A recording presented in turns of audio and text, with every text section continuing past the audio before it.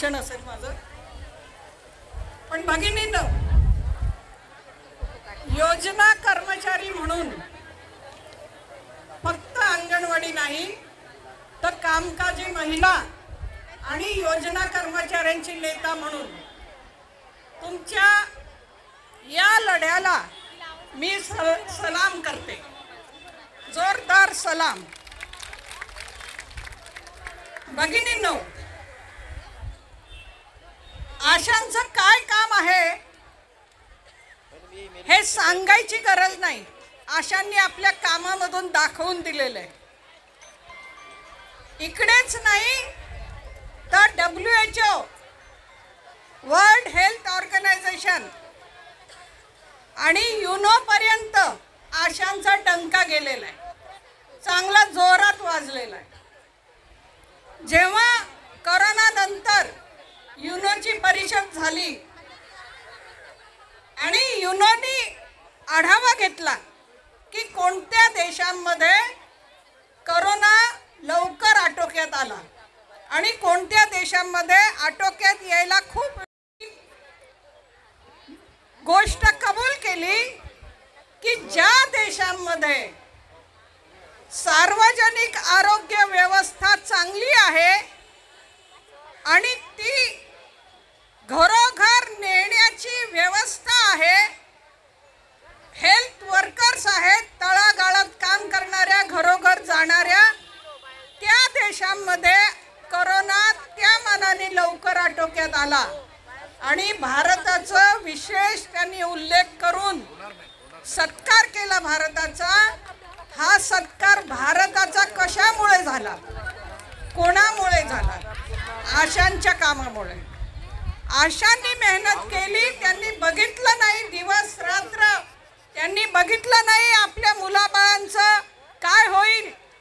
काही काही आशा मी बघितलेल्या आहेत 8-8, 10-10 दिवस घरी जात नव्हत्या. का? तर मी कोरोनाच्या पेशंट बरोबर राहते, कोरोनाचं पेशंट ओळखून त्याला भरती करते, माझ्यामुळे माझ्या बाळांना कोरोना व्हायला नको म्हणून त्या घरी सुद्धा जात नव्हत्या. आणि या कामाची दखल WHOने घेतली, युनोने घेतली. पण आहे पण दुःखाची गोष्ट आणि खेदाची गोष्ट ही आहे की युनोने दखल घेतली, WHOने दखल घेतली, पण भारत सरकारने मात्र घेतली नाही. भारत सरकारने कोरोनाच्या अगोदर 18 साली CI2चा आणि किसान सभेचा एक मोठा मोर्चा केलेला होता दिल्लीमध्ये 5 सप्टेंबरला 2018ला.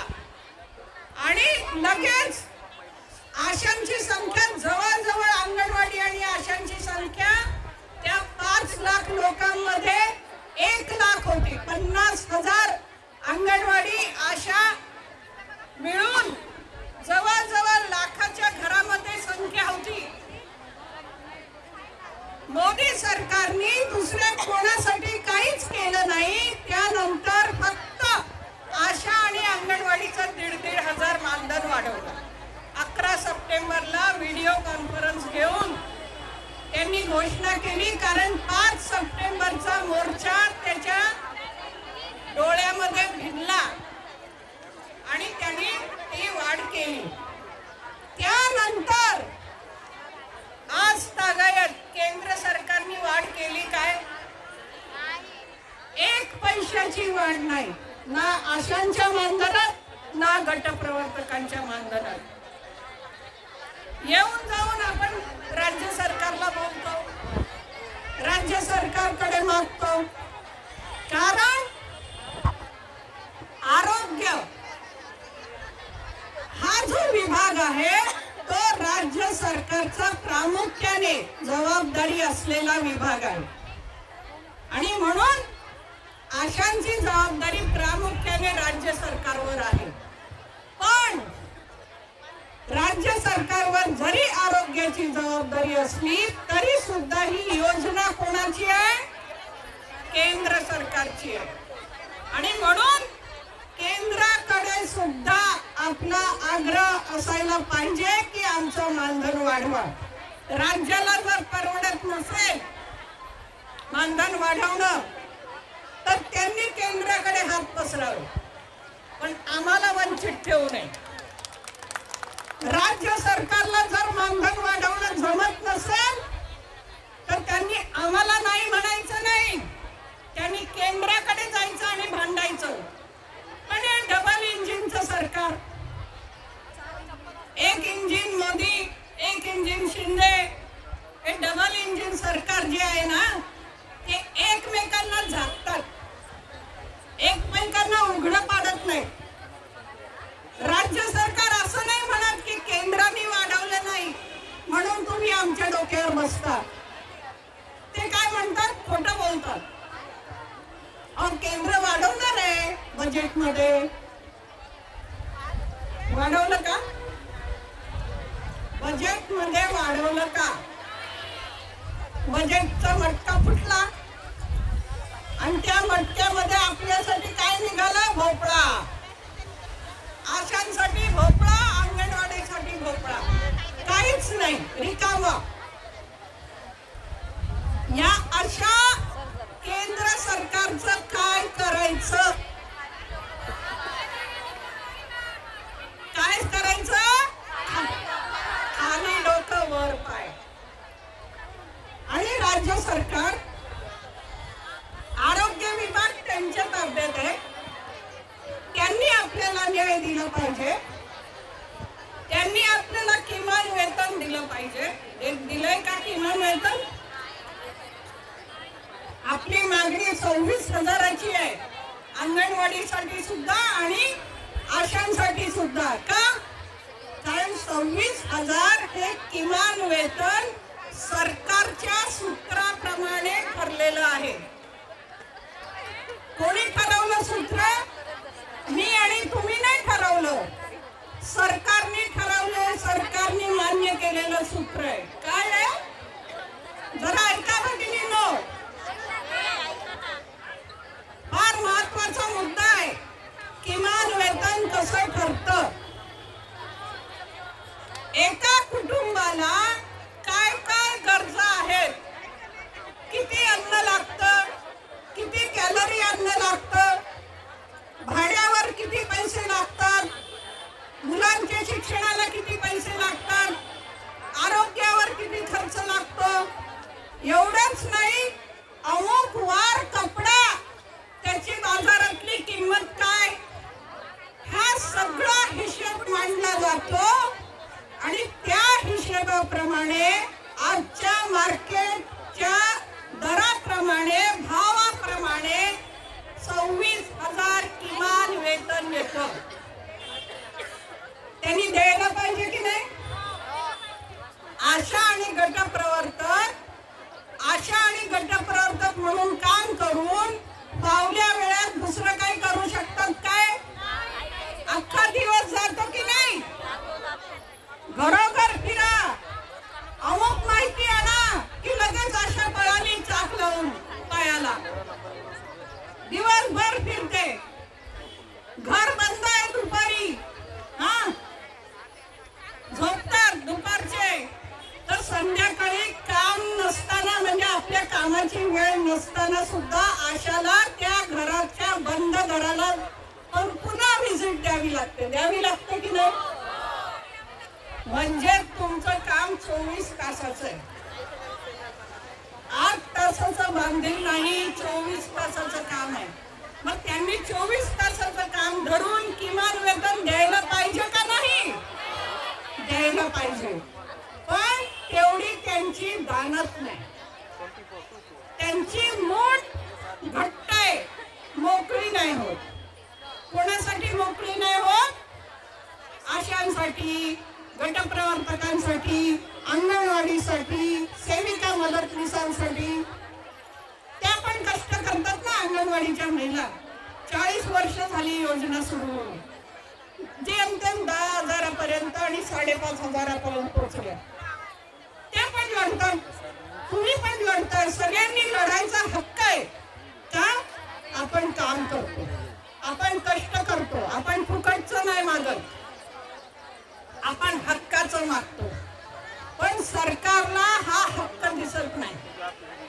सरकारने ह्या हक्काची अशी बोळवण केलेली आहे की तुम्हाला काय हक्क बिक्क काय नाही, तुम्ही स्वयंसेविका. काय म्हणतं सरकार? तुम्ही स्वयंसेविका. या भाऊंना मी नेहमी सांगते, स्वयंसेविका शब्द आपण वापरायचा नाही, सरकारने वापरला, चुकीचा वापरला. स्वयंसेविका कोण असते माहितीये काय?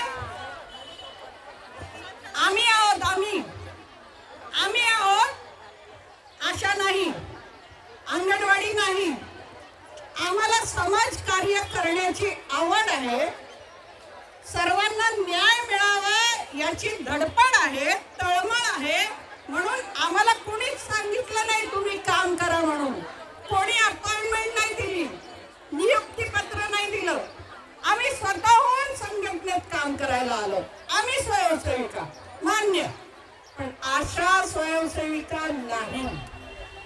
आशांना ग्रामसभेमध्ये किंवा सरकारच्या खात्यामध्ये चर्चा करून 4-5 जणींमधनं एखादीला निवडून तिला अपॉइंटमेंट लेटर दिलं की नाही? नियुक्तीपत्र. तिला नियुक्तीपत्र सरकारने दिलं. सरकारचे सुपरविजन खाली त्या काम करतात, एएनएम काम करून घेतात, डॉक्टर काम करून घेतात, सर्व काम करून घेतात तिच्याकडून. म्हणजे तिच्या कामावर निरीक्षण परीक्षण कोण ठेवतं? सरकार ठेवतं. पगार कोण देतं? सांगा बरं, पगार कोण देतं? जो काही मोबदला इन्सेंटिव्हच्या नावाखाली दिला जातो सरकार देतं. सरकारच्या तिजोरीतनं पैसा येतो. मग ज्यांना नियुक्तीपत्र मिळालेलं आहे, ज्यांच्यावर निरीक्षण परीक्षण सरकार ठेवतं, ज्यांना काम नाही केलं तर काढून टाकलं जातं, सरकारच्या प्रशासनाकडून कारवाई केली जाते आणि पगार सरकार देतं. ते स्वयंसेविका नसून कर्मचारीच आहेत, हे आपलं म्हणणं आहे. आणि म्हणून आशांसाठी आपण शब्द वापरतो वर्कर. काय आशा वर्कर आहे, स्वयंसेविका नाही. यापुढे जसं गटप्रवर्तकाचा शब्द आपण बदलायला सांगितलं त्यांना, आशा सुपरवायझर, कारण ती सुपरवायझर आहे, ती काही प्रवर्तक नाहीये. प्रवर्तक शब्द कशातून आलेला आहे? स्वयंसेवी पद्धतीने काम करण्यामधून प्रवर्तक शब्द आलेला आहे. जसं बचत गट वगैरे ते आपण म्हणू शकतो स्वयंसेवी पद्धतीने काम करतात. पण आशा आणि गटप्रवर्तक या स्वयंसेवी पद्धतीने काम करणाऱ्या कर्मचारी नाही, त्या सरकारने नेमलेल्या, सरकारकडून आज्ञा घेऊन काम करणाऱ्या, त्यांच्या आदेशाप्रमाणे काम करणाऱ्या आणि त्यांचा पगार घेऊन काम करणाऱ्या वर्कर आहेत. आणि म्हणून आम्हाला आता हे तात्पुरतं आहे हो. 7,000 वाढ, 15,000 पर्यंत न्या, हे सगळं तात्पुरतं, तातडीचा प्रश्न, आत्तापुरतं. पण अंतिम ध्येय काय आहे आपलं? सरकारी कर्मचाऱ्यांचा दर्जा हा हे आपलं अंतिम ध्येय आहे. आणि तिथपर्यंत पोचल्याशिवाय ही चळवळ, हा लढा थांबणार नाही. हा लढा जो आहे आता, हे आंदोलन आहे, हा संप आहे. कदाचित GR निघाल्यावर संपेल, पण GR निघाला आपले सगळे प्रश्न सुटतील काय? नाही. कारण आपल्याला 7,000 पगार वाढ झाली समजा, नाही तर 5,000 झाली समजा. 5,000 पगार वाढ झाली तर महागाई 7,000 वाढते. 2,000 पगार वाढ झाली तर महागाई 3,000 वाढते. वाढते का नाही? म्हणजे आपण कायम महागाईच्या मागेच राहतो. का? कारण अंगणवाडी असो किंवा आशा असो, यांना जे मानधन दिलं जातं ते त्याच्यामध्ये महागाई भत्ता नाही. म्हणून आपली मागणी काय